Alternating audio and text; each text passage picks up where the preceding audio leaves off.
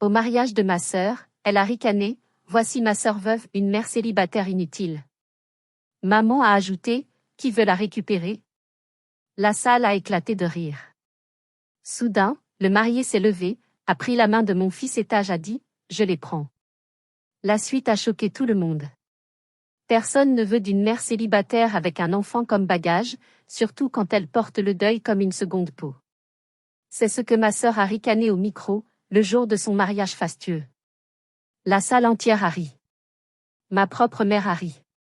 Mais il ne savait pas que le marié, l'homme parfait qu'ils vénéraient tous, s'apprêtait à faire un geste qui allait réduire cette salle au silence absolu et changer nos destins à jamais. Avant de vous plonger dans cette soirée où tout a basculé, j'aimerais savoir qui m'écoute en ce moment. Dites-moi dans les commentaires depuis quelle ville ou quel pays vous suivez cette histoire, et quelle heure il est chez vous. J'adore imaginer notre grande famille connectée à travers le monde. Tout a commencé un mardi soir pluvieux, typique de notre région de Vannes, en Bretagne. J'étais assise à mon poste de travail au laboratoire d'analyse médicale de l'hôpital Schubert. Dehors, la nuit tombait déjà, froide et humide, mais à l'intérieur, le bourdonnement constant des centrifugeuses et la lumière crue des néons étaient mon seul univers. Je m'appelle Garance. J'ai 32 ans, et ma vie se résume souvent à des tubes à essai, des factures impayées et l'amour infini que je porte à mon fils, Malo. Je frottais mes yeux fatigués. Je venais d'enchaîner une garde supplémentaire pour payer les cours de dessin de Malo. Mon dos me faisait souffrir, une douleur sourde et familière, mais je ne pouvais pas me permettre de ralentir. Depuis la mort de mon mari, Étienne, emporté par une mère déchaînée il y a 5 ans, j'avais appris que le monde ne s'arrête pas pour ceux qui souffrent.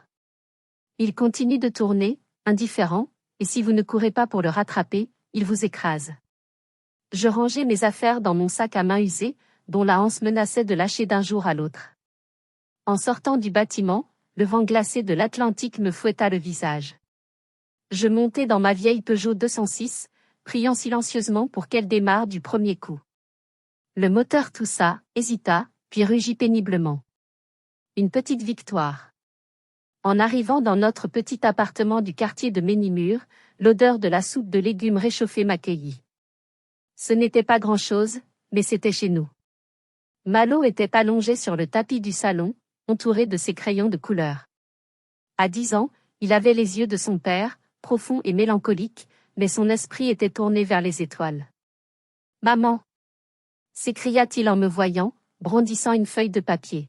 « Regarde, j'ai fini Saturne. » Je m'agenouillai pour admirer son œuvre. Les anneaux étaient dessinés avec une précision stupéfiante pour son âge, des nuances d'ocre et de doré se mélangeant parfaitement. « C'est magnifique, mon chéri. Tu es un véritable artiste, dis-je en l'embrassant sur le front. C'était notre bulle. Notre petit monde fragile. Mais cette fragilité allait être testée plus tôt que je ne le pensais. Mon téléphone vibra sur la table basse. L'écran afficha « Maman, Sibylle ». Mon estomac se noua instantanément. Ma mère ne m'appelait jamais pour prendre des nouvelles. Ses appels étaient toujours des convocations ou des critiques. Je pris une grande inspiration avant de répondre. « Bonsoir, maman. » Garance, sa voix était tranchante, comme du verre brisé. « Tu n'as pas oublié pour demain soir ?» Je fronçai les sourcils, la fatigue brouillant ma mémoire. Demain soir? Le dîner de présentation. S'impatienta-t-elle. Aliénor présente enfin Amaury à la famille. Au manoir d'Aradon. 19 heures précises. Ah, oui. Aliénor. Ma sœur aînée. La fierté de la famille. Directrice des relations publiques pour une grande marque de cosmétiques, elle vivait dans un monde de paillettes et d'apparences dont j'avais été bannie depuis longtemps. Maman, je travaille demain, tentai-je. Et la voiture fait un bruit bizarre, je ne sais pas si. Tu te débrouilles, coupa Sibylle. C'est le futur mari de ta sœur. Il vient d'une des plus vieilles familles de Nantes. C'est crucial pour l'image d'Aliénor. Et par pitié, Garance, fais un effort vestimentaire. Ne nous fais pas honte avec tes tenues de technicienne. Le mépris dans sa voix était palpable. Elle prononçait le mot « technicienne » comme s'il s'agissait d'une maladie honteuse. Je verrai ce que je peux faire, murmurai-je. Tu ne verras pas, tu viendras.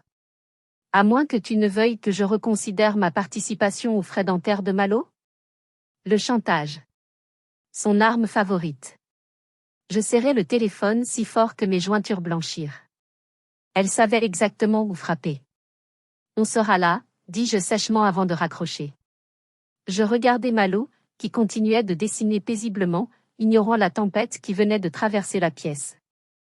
Je devais le protéger. Je devais endurer leur venin pour lui. Je me levai pour préparer sa chemise pour le lendemain. C'était sa seule chemise blanche, un peu élimée au poignet, mais propre. Je la repassai avec soin, chaque coup de fer comme une prière pour que la soirée se passe sans incident. Je ne savais pas alors que cette simple chemise blanche, et le petit garçon qui la portait, allait être la clé qui ouvrirait une porte du passé que je croyais scellée à jamais. Le lendemain soir, la pluie avait cessé, laissant place à une brume épaisse qui montait du golfe du Morbihan. Je conduisais prudemment vers Arradon, ce quartier huppé où mes parents avaient conservé leur grande demeure familiale, un vestige de leur gloire passée qu'ils maintenaient coûte que coûte. Malo était silencieux sur le siège passager, serrant contre lui son carnet à dessin comme un bouclier. « Maman, pourquoi on doit y aller ? Tante Aliénor ne m'aime pas, dit-il doucement. Ce n'est pas qu'elle ne t'aime pas, mentis-je. Elle est juste, très occupée. Sois poli, mange proprement, et on rentrera vite regarder un documentaire sur l'espace, d'accord ? Il hocha la tête, peu convaincu. Nous nous garâmes loin de l'entrée principale, derrière une haie de thuya, pour cacher ma voiture rouillée. En marchant vers la maison, je lissai ma jupe noire, la seule tenue correcte que je possédais, bien qu'elle date d'il y a 5 ans. Aliénor nous ouvrit la porte. Elle était éblouissante, il fallait le reconnaître. Sa robe en soie émeraude épousait parfaitement ses formes, ses cheveux blonds étaient coiffés en un chignon sophistiqué, et l'odeur de son parfum coûteux, un mélange de jasmin et de vanille, envahit immédiatement mes narines. « Tu es en retard de 2 minutes, dit-elle en guise de bonjour, sans même un regard pour Malo. « Bonsoir Aliénor, dis-je en essayant de garder mon calme. Tu es magnifique. » Elle balaya mon compliment d'un geste de la main et jeta un coup d'œil critique à mes chaussures. « J'espère que tu as essuyé tes pieds. Ce sont des tapis persans. Allez, venez, Amaury est au salon. » Le salon était une pièce immense, décorée avec une ostentation qui me mettait mal à l'aise. Des lustres en cristal, des meubles anciens trop lourds, et au milieu de tout cela, ma mère, Sibylle, trônant sur un fauteuil Louis XV, un verre de champagne à la main. Près de la cheminée se tenait un homme. Amaury. Il était différent de ce que j'imaginais. Je m'attendais à un autre clone de l'élite locale, arrogant et bruyant. Mais Amaury avait une aura de calme. Il portait un costume bleu nuit parfaitement coupé, mais ses épaules semblaient porter un poids invisible. Il avait des cheveux châtains légèrement en désordre, et quand il se tourna vers nous, ses yeux noisettes brillèrent d'une lueur indéchiffrable. « Amaury, chérie, voici ma sœur Garance », gazouilla Aliénor en s'accrochant à son bras. « Et son fils. Garance travaille à l'hôpital, elle fait le ménage dans les laboratoires, je crois. » Je sentis le rouge me monter aux joues. Je suis technicienne de laboratoire, Aliénor. Je réalise les analyses médicales. Amaury s'avança, ignorant la pique de ma sœur. Il me tendit la main. Sa poignée était ferme, chaude. Enchantée, Garance. Aliénor m'a très peu parlé de vous, mais je suis heureux de vous rencontrer. Au moment où nos regards se croisèrent, un frisson me parcourut l'échine. Il y avait quelque chose dans ses yeux, une familiarité troublante. Il fronça légèrement les sourcils, comme s'il essayait de résoudre une équation complexe. « Nous sommes-nous déjà rencontrés ?» demanda-t-il doucement. « Je ne pense pas, répondis-je rapidement. Je ne fréquente pas vraiment les mêmes cercles que vous. » Nous passâmes à table. Le dîner fut une épreuve d'endurance. Sibylle et Aliénor monopolisaient la conversation, parlant de traiteurs, de listes d'invités VIP, et du prix exorbitant des fleurs. Je me concentrais sur mon assiette, coupant la viande de Malo en petits morceaux. Soudain, un bruit de métal contre la porcelaine résonna. Malo avait fait tomber sa fourchette. « Malo !» s'écria Aliénor. Fais attention. C'est de la porcelaine de Limoges. Malo se recroquevilla, terrifié. Il voulut ramasser sa fourchette, mais fit glisser son carnet de dessin qui tomba ouvert sur le sol. Encore ces gribouillages. Siffla Aliénor. Range ça tout de suite. Avant que je puisse réagir, Amaury s'était levé. Il contourna la table et s'agenouilla près de Malo. Il ramassa le carnet avec une délicatesse surprenante. Ce ne sont pas des gribouillages, Aliénor, dit-il d'une voix calme mais ferme. Il regarda le dessin. C'était une représentation de la nébuleuse d'Orion, avec des tourbillons de violet et de bleu. Les mains d'Amaury se figèrent. Il fixa le dessin, puis leva les yeux vers Malo. Son visage avait pâli. « Tu aimes l'astronomie, bonhomme ?» demanda Amaury, sa voix tremblant légèrement. « Oui » murmura Malo. « C'est là où vont les gens qu'on aime quand ils partent. » Amaury ferma les yeux un instant, comme s'il recevait un coup physique. Quand il les rouvrit, il me regarda. Cette fois, ce n'était plus de la curiosité. C'était de la reconnaissance. Une reconnaissance hantée par des fantômes. « Garance » murmura-t-il, si bas que personne d'autre ne l'entendit. Le reste du dîner se poursuivit dans un flou pour moi. Je sentais le regard d'Amaury peser sur moi, chargé de questions muettes. Je ne comprenais pas encore pourquoi ce dessin l'avait tant bouleversé, mais je savais une chose, l'armure d'indifférence de ce dîner venait de se fissurer. Les semaines qui suivirent le dîner furent un enfer déguisé en préparatifs nuptiaux. J'avais naïvement espéré qu'après cette soirée, je pourrais retourner dans l'ombre. Mais Sibylle et Aliénor avaient d'autres plans. Quelques jours plus tard, Sibylle débarqua chez moi sans prévenir. Elle parcourut mon petit salon du regard avec un dégoût non dissimulé avant de lâcher sa bombe. Nous avons discuté avec Aliénor. Tu ne seras pas demoiselle d'honneur. Je ne fus pas surprise, mais le coup porta quand même. Je m'en doutais, répondis-je en servant un café qu'elle ne boirait pas. Une veuve, habillée comme une pauvresse, à côté de la mariée? Cela porterait malheur, continua-t-elle sans pitié. Cependant, nous avons besoin de toi. Tu as une belle écriture, n'est-ce pas? Et tu es organisée. Tu vas t'occuper de la logistique. Je devins donc, du jour au lendemain, l'organisatrice de mariage non rémunérée, l'esclave de service. Chaque soir, après mes 8 heures de travail à l'hôpital, je rentrais pour m'occuper de Malo, l'aider à faire ses devoirs, et une fois qu'il dormait, ma deuxième journée commençait. J'ai écrit à la main 500 invitations en calligraphie gothique, parce qu'Aliénor trouvait l'impression trop vulgaire.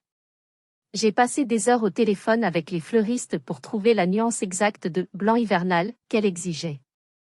J'ai plié des centaines de serviettes en forme de cygne jusqu'à ce que mes doigts saignent. Aliénor, elle, passait ses journées dans les spas et les salons de beauté, se préparant à être la plus belle femme de France. Quand je l'appelais pour valider un détail, elle soupirait. « Garance, débrouille-toi. C'est pour ça que tu es là. De toute façon, tu n'as pas de vie sociale, qu'est-ce que tu as de mieux à faire ?» Je ravalais ma colère. Je le faisais pour Malo. Sibylle avait promis que si tout se passait bien, elle payerait le stage d'été d'astronomie dont il rêvait. C'était mon seul levier, ma seule motivation. Un soir, alors que je triais des rubans de satin à 2 heures du matin, mes larmes ont coulé silencieusement sur la table de la cuisine. Je me sentais vidée, utilisée, niée dans mon existence même. Ma propre famille me traitait moins bien qu'une employée, car une employée, au moins, on la paye et on la respecte un minimum. Arrêtons-nous un instant ici. Je veux vous poser une question honnête. Si votre propre famille vous traitait comme une servante, exploitant votre temps et votre énergie tout en vous méprisant, que feriez-vous? Seriez-vous resté pour votre enfant, comme moi, ou auriez-vous claqué la porte? Dites-moi ce que vous auriez fait à ma place dans les commentaires. J'ai vraiment besoin de savoir si j'ai eu tort d'accepter tout cela. La veille de l'arrivée des invités VIP, Aliénor m'appela, hystérique. Garance. J'ai oublié de sortir le service à thé en argent de grand-mère du grenier. Amaury veut l'utiliser pour le petit déjeuner demain. Tu dois venir le chercher et le nettoyer. Maintenant. Aliénor, il est 22 heures, je viens de coucher Malo. Je m'en fiche. Si ce n'est pas fait, oublie le stage de ton fils. J'ai conduit dans la nuit noire jusqu'au manoir. Aliénor m'a envoyé directement au grenier, une pièce poussiéreuse et glaciale. Elle m'a fait déplacer des cartons lourds, tousser dans la poussière, ruinant mon pantalon de travail. Elle est restée en bas, buvant du vin avec ses amis, riant aux éclats. J'entendais leur rire monter par le plancher. Elle riait probablement de moi. Alors que je frottais l'argenterie ternie dans la buanderie attenante au grenier, je me sentais plus seule que jamais. Mais dans l'ombre de ce grand manoir, quelqu'un m'observait. Quelqu'un qui n'avait pas ri. Et cette rencontre dans la pénombre allait allumer la mèche de la vérité. Le silence du manoir était pesant, seulement troublé par le frottement rythmé de mon chiffon sur le plateau en argent. Il était près de minuit. Aliénor et ses amis étaient partis se coucher, me laissant seule avec ma tâche ingrate. Je fredonnais doucement pour me tenir compagnie, une vieille berceuse bretonne que ma grand-mère me chantait, astérisque, toutwig, lala, toutwig billant, astérisque c'était une mélodie mélancolique, parlant de la mère et de la tante. Soudain, une ombre s'étira sur le mur. Je sursautai, manquant de lâcher le plateau. Je ne voulais pas vous effrayer, dit une voix grave. C'était Amaury. Il se tenait dans l'encadrement de la porte, vêtu d'un simple pull en cachemire gris, tenant 2 tasses fumantes. Il semblait fatigué, loin de l'image du fiancé comblé. Je finissais juste, balbutiai-je, honteuse de ma tenue couverte de poussière. Je voulais apporter une tisane. Verveine menthe. C'est bon pour les nerfs, dit-il en posant les tasses sur l'établi. Il s'appuya contre le mur, me regardant avec cette intensité qui m'avait troublé lors du dîner. Cette chanson, dit-il doucement. Je ne l'ai entendue qu'une seule fois dans ma vie. Il y a 5 ans. À l'hôpital de Nantes, au service d'oncologie. Je me figeai. Le chiffon tomba de mes mains. Nantes. 5 ans auparavant. C'était l'année la plus sombre de ma vie. Après la mort d'Étienne, noyé dans son chagrin, je passais mes soirées comme bénévole à l'hôpital, lisant pour ceux qui n'avaient personne. C'était ma façon de guérir, de donner du sens à la mort en accompagnant celle des autres. Il y avait une jeune patiente, continua Amaury, sa voix se brisant légèrement. Colline. Ma petite sœur. Elle avait 20 ans. Une leucémie foudroyante. Mes mains tremblèrent. Colline. La jeune fille aux yeux immenses qui adorait les histoires de marins. Je me souvenais d'elle. Comment aurais-je pu oublier? Colline, murmurai-je. Elle aimait le chocolat chaud avec de la cannelle. Et elle détestait qu'on la plaigne. Amaury fit un pas vers moi, ses yeux brillants de larmes contenues. Il y avait une bénévole. Colline l'appelait « ma grande sœur de nuit ». Elle portait toujours un masque et une charlotte, je n'ai jamais vu son visage clairement. Mais je reconnais cette voix. Je reconnais cette chanson. Et ce petit garçon. Colline avait des dessins partout sur les murs de sa chambre stérile. Des étoiles. Des planètes. Elle disait que c'était le fils de sa bénévole qui les faisait pour qu'elle puisse voyager dans l'espace puisqu'elle ne pouvait plus sortir de son lit. Les souvenirs affluèrent comme une marée montante. Malo, à 5 ans, assis par terre dans le couloir stérile, dessinant frénétiquement pour la dame malade. Moi, tenant la main de Colline pendant ses chimiothérapies, lui chantant cette berceuse pour qu'elle s'endorme sans peur. C'était vous, Garance, n'est-ce pas? Demanda Amaury. Je ne pouvais plus retenir mes larmes. Je hochai simplement la tête. Elle était lumineuse, parvins-je à dire. Même à la fin. Elle m'a sauvée autant que je l'ai aidée. J'avais perdu mon mari, et elle m'a rappelé pourquoi la vie valait la peine d'être vécue. Amaury s'approcha et, contre toute étiquette, prit mes mains sales dans les siennes. Je vous ai cherché. Après l'enterrement, je suis retournée au service pour vous remercier. On m'a dit que vous étiez parti. Je n'ai jamais pu vous dire merci. Merci d'avoir été la lumière de ma sœur quand j'étais trop lâche, trop effondrée pour le faire. Nous restâmes là, dans la buanderie poussiéreuse, unis par le fantôme d'une jeune fille partie trop tôt. L'écart social entre nous avait disparu. Il n'y avait plus de riches héritiers ni de mères célibataires fauchées. Juste 2 êtres humains marqués par le deuil. Aliénor ne sait pas? Demandai-je doucement. Amaury rit, un rire sans joie. Aliénor? Elle déteste parler de la mort. Elle dit que c'est mauvais pour le teint. Elle ne m'a jamais posé de questions sur Colline. Jamais. Il me regarda droit dans les yeux, et pour la première fois, je vis une colère froide brûler au fond de ses prunelles noisettes. Garance, vous ne devriez pas être ici à nettoyer l'argenterie. Vous devriez être à la place d'honneur. À cet instant précis, la porte du grenier s'ouvrit avec fracas. La lumière crue du couloir inonda la pièce, et la silhouette d'Aliénor se découpa dans l'encadrement, rigide comme une lame de guillotine. Qu'est-ce qui se passe ici? La voix d'Aliénor claqua comme un fouet. Elle entra, son regard passant des mains d'Amaury tenant les miennes aux tasses de tisane. Ses yeux se plissèrent, calculateur et venimeux. Amaury lâcha mes mains doucement, mais ne recula pas. Je remerciais ta sœur, Aliénor.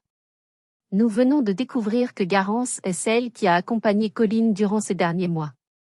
J'attendais une réaction humaine. De la surprise, peut-être de la compassion. Je fus naïve. Aliénor éclata d'un rire sec. Oh, quelle coïncidence touchante! Garance a toujours eu le don pour traîner autour des cas désespérés. C'est son côté, Mère Teresa des pauvres. Amaury se raidit. C'est grâce à elle que Colline est partie en paix, Aliénor. Un peu de respect. Bien sûr, dit-elle en levant les mains, mais ses yeux restaient froids. C'est merveilleux. Maintenant, si vous avez fini cette réunion d'anciens combattants, Garance a du travail. Ces couverts ne vont pas briller tout seuls. Amaury ouvrit la bouche pour protester, mais je lui fis un signe discret. Je ne voulais pas de scène. Pas maintenant. Amaury serra les mâchoires. Je veux que Garance soit demoiselle d'honneur, dit-il soudainement. Le silence tomba, lourd et épais. Aliénor devint livide. Quoi? Mais tout est déjà organisé. Les robes sont commandées, les photos.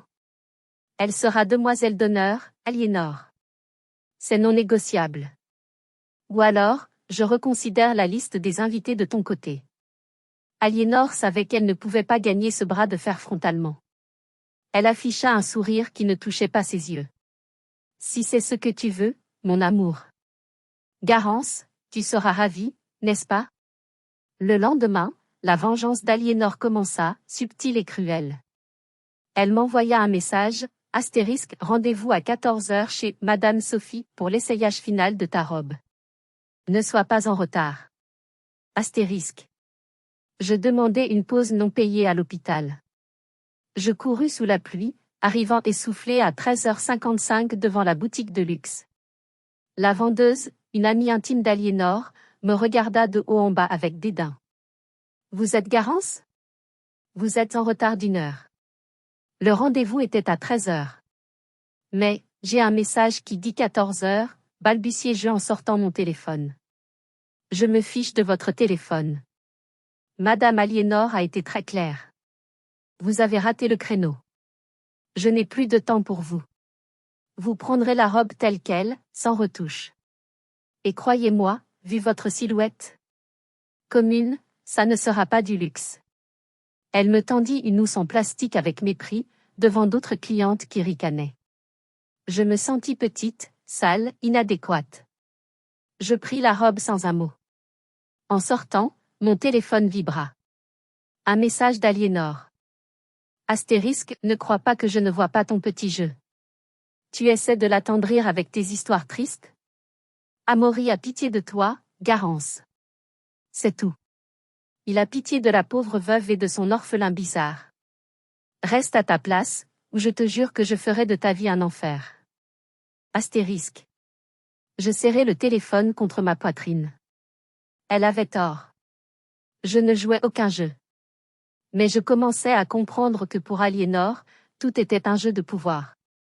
Et j'étais le pion qu'elle comptait sacrifier. La veille du mariage, l'ambiance chez moi était fébrile. Malo était excitée de porter sa chemise blanche, se regardant dans le miroir en essayant d'aplatir ses cheveux rebelles. Je ressemble à un prince, maman, demanda-t-il. Mieux qu'un prince, mon chéri. Tu ressembles à un astronome prêt à recevoir un prix Nobel.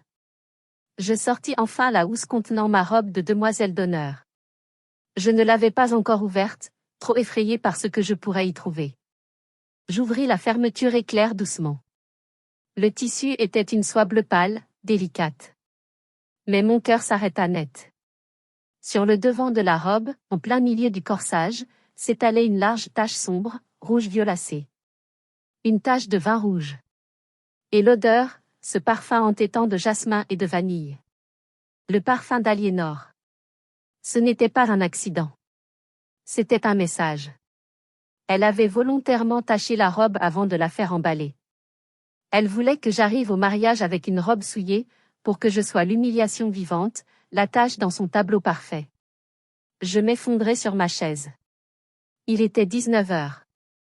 Les magasins étaient fermés.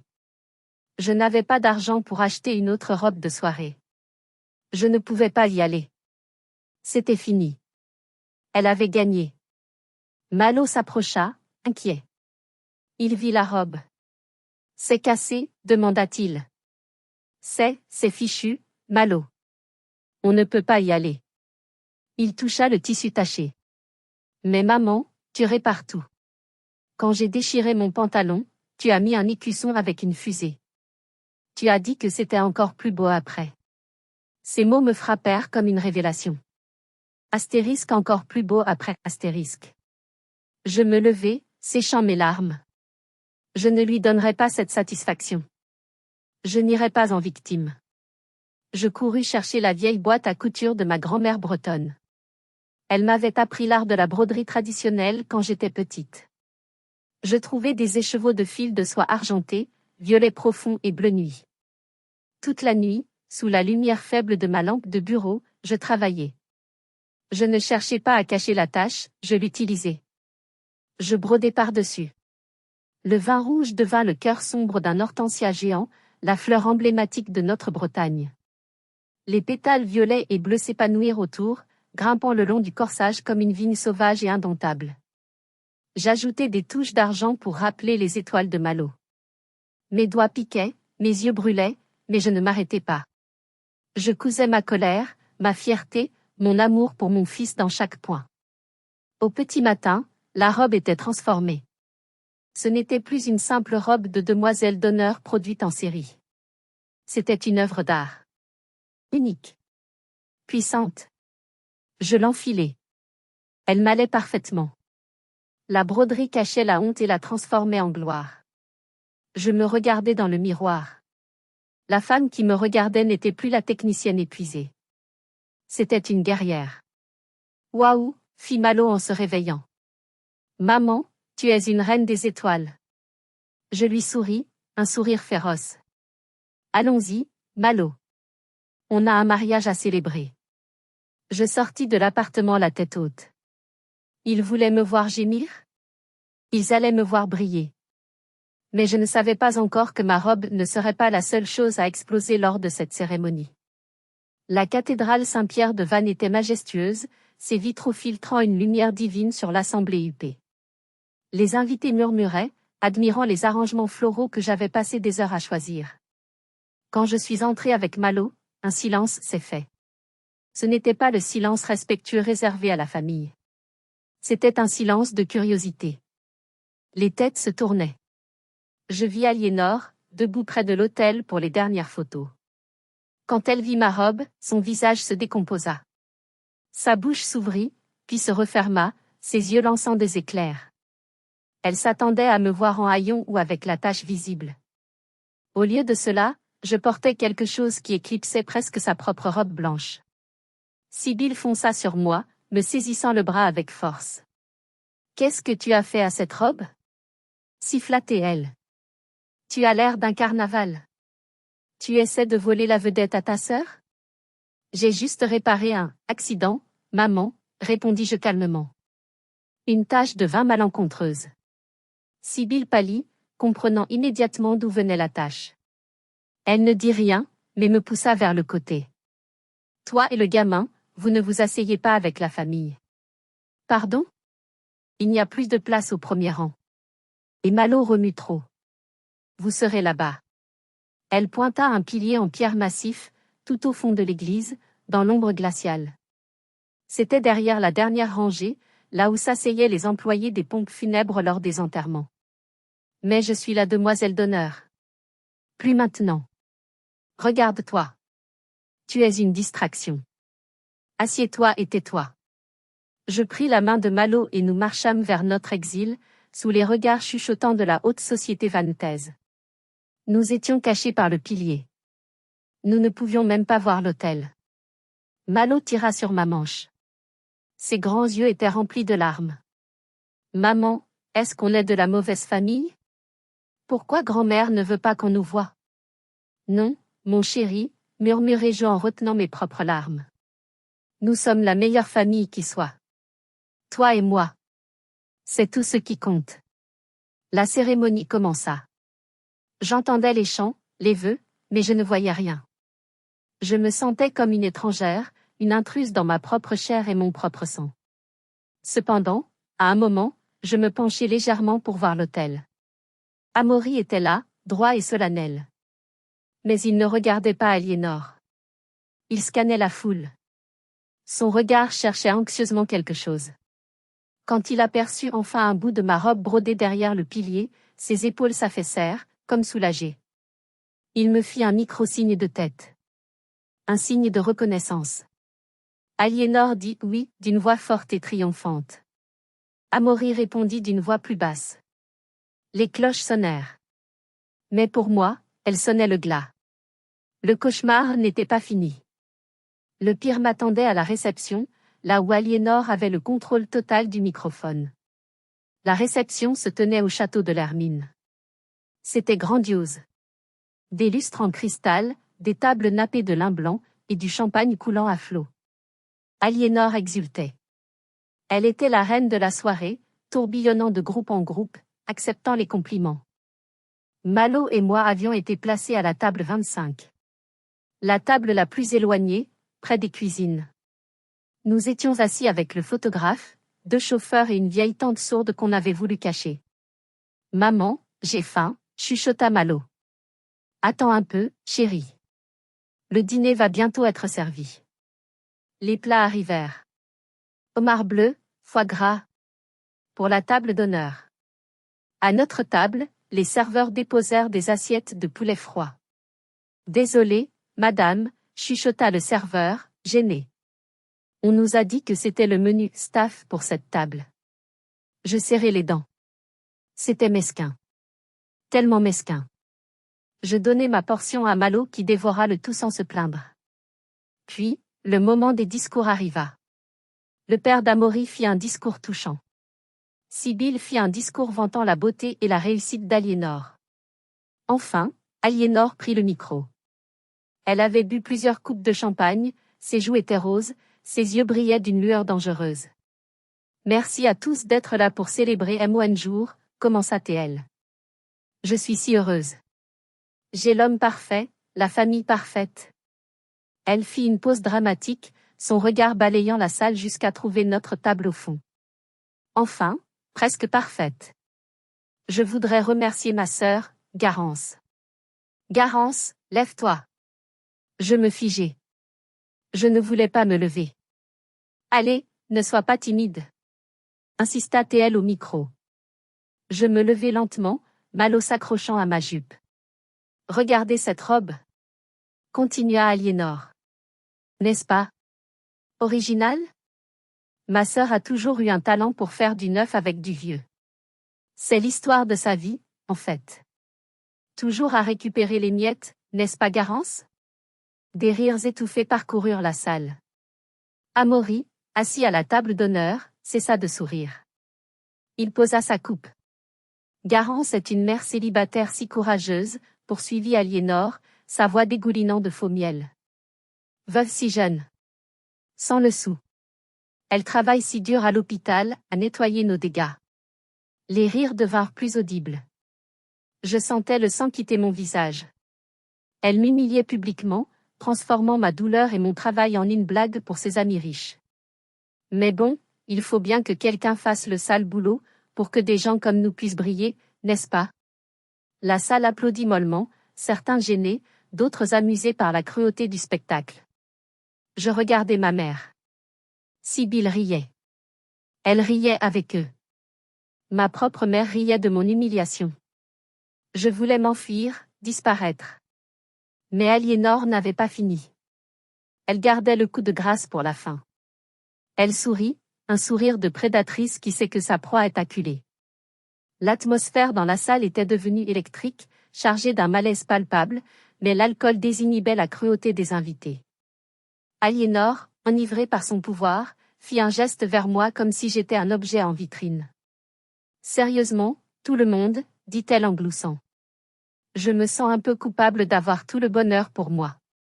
Alors, je fais une annonce officielle. Y a-t-il un homme charitable dans cette salle ce soir? Un homme qui a un grand cœur, et peut-être un portefeuille garni? Elle marqua une pause, savourant la tension. Ma sœur est disponible. C'est une offre spéciale mariage, prenez la mère, et repartez avec le fils en bonus. Il est un peu bizarre, toujours la tête dans la lune avec ses dessins, mais bon, c'est gratuit.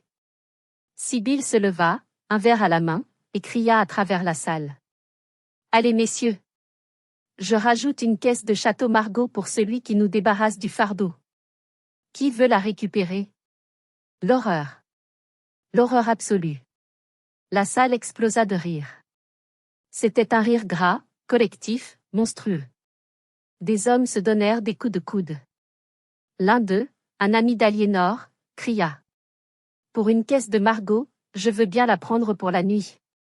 Malo se mit à pleurer. Il ne comprenait pas tous les mots, mais il comprenait la tonalité. Il comprenait qu'on se moquait de nous. Il comprenait que nous étions indésirables. Il enfouit son visage dans ma robe brodée, ses petits sanglots secouant mon corps. C'était trop. Quelque chose se brisa en moi. Pas mon cœur, non. C'était ma patience. C'était ma soumission. Je pris le visage de Malo dans mes mains. On s'en va, chérie. Tout de suite. Maman, ils sont méchants, sanglota Théil. Ils ne sont rien, Malo. Rien du tout. Je pris mon sac, prête à traverser cette salle de hyènes la tête haute pour la dernière fois. Je ne leur donnerai pas le plaisir de me voir m'effondrer. Mais avant que je puisse faire un pas, un bruit terrifiant déchira les rires. Crac! C'était le bruit d'une chaise projetée violemment en arrière. Tout le monde se tut. Les têtes se tournèrent vers la table d'honneur.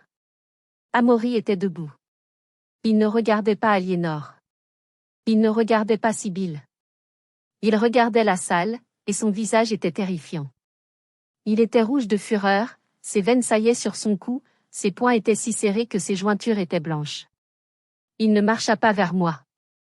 Il marcha vers Aliénor. Il lui arracha le microphone des mains avec une violence qui fit larcener les enceintes. Un sifflement aigu perça les oreilles de tous, mais personne n'osa bouger. Amaury respira fort dans le micro. Son souffle résonnait comme celui d'un taureau prêt à charger. « Vous trouvez ça drôle ?» demanda-t-il. Sa voix était basse, tremblante de rage contenue. « Vous trouvez ça amusant d'humilier une femme seule et un enfant ?» Aliénor tenta de rire nerveusement, posant une main sur son bras. « Oh Amaury, détends-toi, c'est juste une blague de famille. » Il repoussa sa main comme si elle était brûlante. « Ne me touche pas. » Le silence qui tomba sur le château fut total. On aurait pu entendre une épingle tomber. Amaury se tourna vers moi, puis vers la salle. Ce qui allait suivre n'était pas un discours de mariage. C'était une exécution. Amaury s'avança au bord de l'estrade, dominant la foule de toute sa hauteur. « Vous regardez cette femme là-bas, dit-il en me pointant du doigt, et vous voyez quoi? Une blague? Une pauvresse? Une marchandise abîmée? » Sa voix monta d'un cran, résonnant contre les murs de pierre. « Laissez-moi vous dire ce que je vois. Je vois la seule personne noble dans cette pièce remplie de parasites dorés. » Des murmures choqués parcoururent l'assemblée. Sibylle se rassit brutalement, la bouche ouverte. Amaury se tourna vers Aliénor, les yeux plantés dans les siens. « Tu as dit qu'elle nettoyait nos dégâts? Tu ne crois pas si bien dire, Aliénor. Il y a 5 ans, quand ma sœur Colline mourait de leucémie à l'hôpital de Nantes, où étais-tu? J'étais en voyage d'affaires, balbutia Aliénor, son arrogance fondant comme neige au soleil. Faux. Rugit Amaury. J'ai vérifié tes relevés bancaires ce matin. Tu étais à Saint-Tropez. Tu bronzais sur un yacht pendant que ma sœur vomissait ses tripes après sa chimio. Tu m'as menti pendant des années. La salle octa de stupeur. Aliénor recula, trébuchant sur sa traîne. Et tu sais qui était là? Continua Amaury, implacable. Tu sais qui lui tenait la main quand je ne pouvais pas? Tu sais qui lui chantait des chansons pour qu'elle n'ait pas peur de mourir? C'était Garance. Il me regarda, et son expression s'adoucit instantanément, remplie d'une gratitude infinie. Garance, que tu méprises tant, a donné à ma sœur les seuls moments de paix de sa courte vie.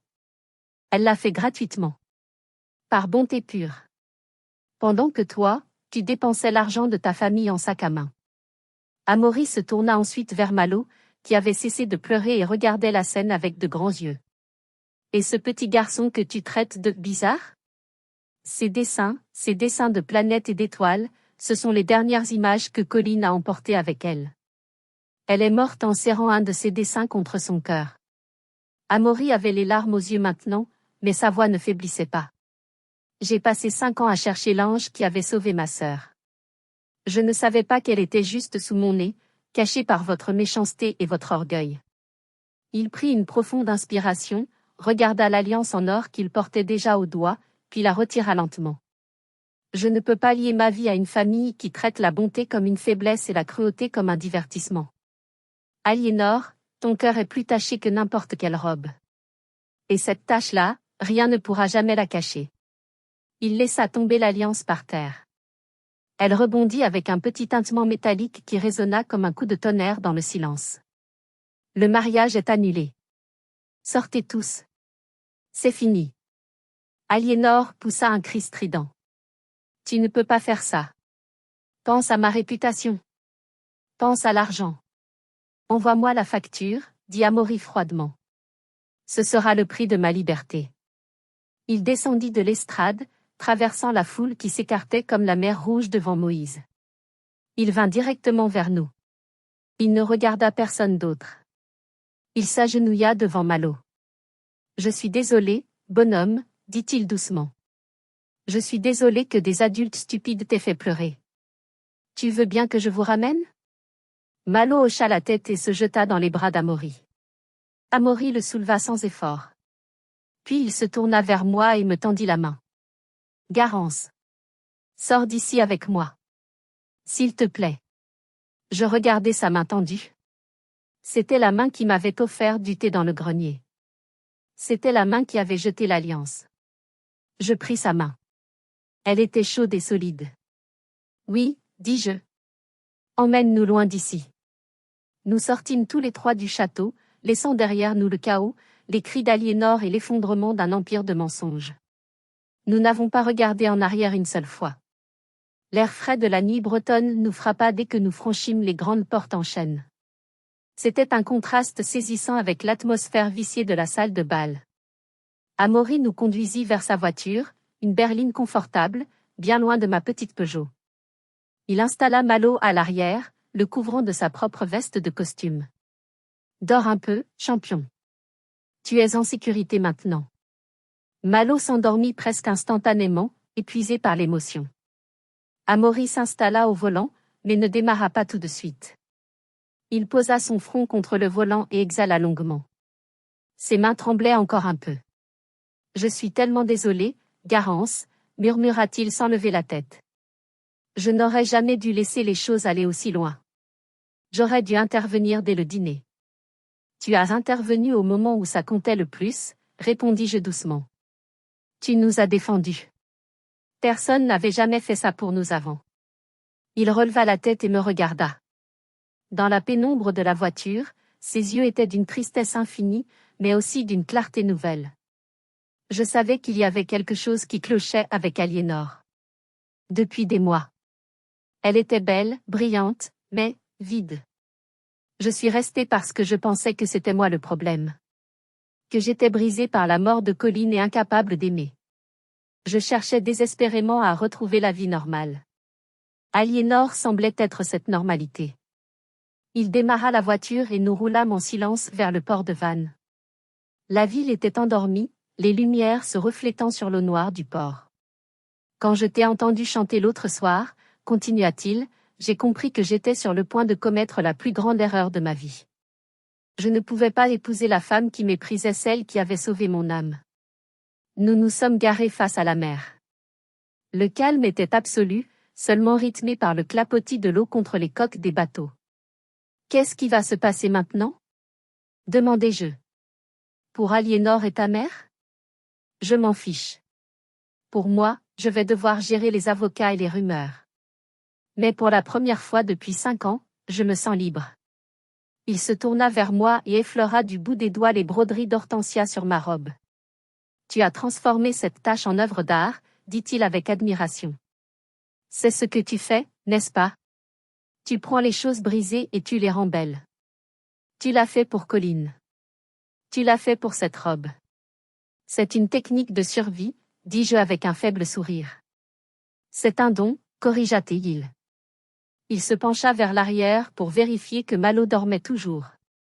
En le voyant blotti sous la veste, un sourire tendre apparut sur les lèvres d'Amaury. Il a du talent, tu sais. Ses dessins.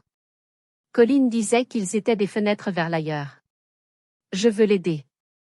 Je veux vous aider tous les deux. Pas par charité, Garance. Mais parce que vous êtes la seule famille qui a du sens pour moi. Cette nuit-là, en regardant la mer, je n'ai pas vu l'obscurité qui m'avait englouti depuis la mort d'Étienne. J'ai vu les étoiles. Et j'ai su que pour la première fois, je n'étais plus seule pour les regarder. 1 an a passé depuis la débâcle du mariage. Beaucoup de choses ont changé à Vannes. L'humiliation d'Aliénor a été totale. Quelqu'un avait filmé la scène du mariage et la vidéo est devenue virale dans la région. Sa réputation de « princesse parfaite » a été détruite. La marque de cosmétiques l'a licenciée discrètement pour éviter la mauvaise publicité. Elle a quitté la ville pour Paris, fuyant les regards moqueurs. Sibylle, criblée de dettes après avoir dû rembourser une partie des frais engagés pour le mariage annulé, a dû vendre le manoir d'Aradon. Elle vit maintenant dans un petit appartement, seule avec son amertume. Elle m'a appelé une fois, non pas pour s'excuser, mais pour me demander de l'argent. Je n'ai pas répondu. J'avais fini de payer pour leur affection. Quant à moi, je ne travaille plus au laboratoire. Grâce à un investissement d'Amaury, j'ai ouvert un petit centre d'art-thérapie pour les enfants malades. J'utilise mes mains pour créer, et mon cœur pour écouter, tout comme je l'avais fait pour Colline. Nous sommes la veille de Noël. Nous sommes dans la maison d'Amaury, une belle bâtisse en bois sur l'île aux moines. Le feu crépite dans la cheminée. Malo est assis sur le tapis, déballant un télescope professionnel, le cadeau dont il rêvait depuis toujours. Amaury s'assoit à côté de moi sur le canapé, me tendant une tasse de chocolat chaud à la cannelle. Il me regarde avec cet amour calme et profond qui guérit tout. « Tu es heureuse ?» demande-t-il. « Je suis complète » répondis-je. Il sort alors une petite boîte de velours bleu nuit de sa poche. « Ce n'est pas un diamant » dit-il un peu nerveusement. Ma famille a assez donné dans le brillant. C'était la bague de ma grand-mère. Elle voulait qu'elle aille à une femme de courage. Il ouvre la boîte. À l'intérieur repose un saphir sombre, profond comme l'océan, entouré de petites étoiles en argent. Garance, veux-tu m'épouser? Veux-tu continuer à transformer ma vie en quelque chose de beau? Je regarde la bague, puis Malo qui nous observe avec un immense sourire complice, puis l'homme qui a vu une reine là où tout le monde voyait une servante. Oui, dis-je, les larmes aux yeux. Oui, 1000 fois. Il pensait que j'étais une mère célibataire fauchée, une marchandise abîmée. Ils ont ri de moi. Mais à la fin, c'est moi qui ai tout gagné. J'ai gagné l'amour, le respect, et une famille. Pas celle dans laquelle je suis née, mais celle que j'ai choisie et qui m'a choisi en retour. La vraie richesse ne se mesure pas en château ou en robe de soie. Elle se mesure à la main qui vous tient quand vous tombez, et au cœur qui vous reconnaît quand vous êtes invisible. Merci infiniment d'avoir écouté mon histoire jusqu'au bout. J'espère qu'elle vous a rappelé que la roue tourne toujours pour ceux qui gardent le cœur pur. Si cette histoire vous a touché, s'il vous plaît, cliquez sur le bouton « J'aime » et partagez-la. Abonnez-vous à notre chaîne pour rejoindre notre famille et ne manquer aucune de nos prochaines histoires. Ensemble, célébrons la justice et l'amour. Joyeux Noël à tous, où que vous soyez.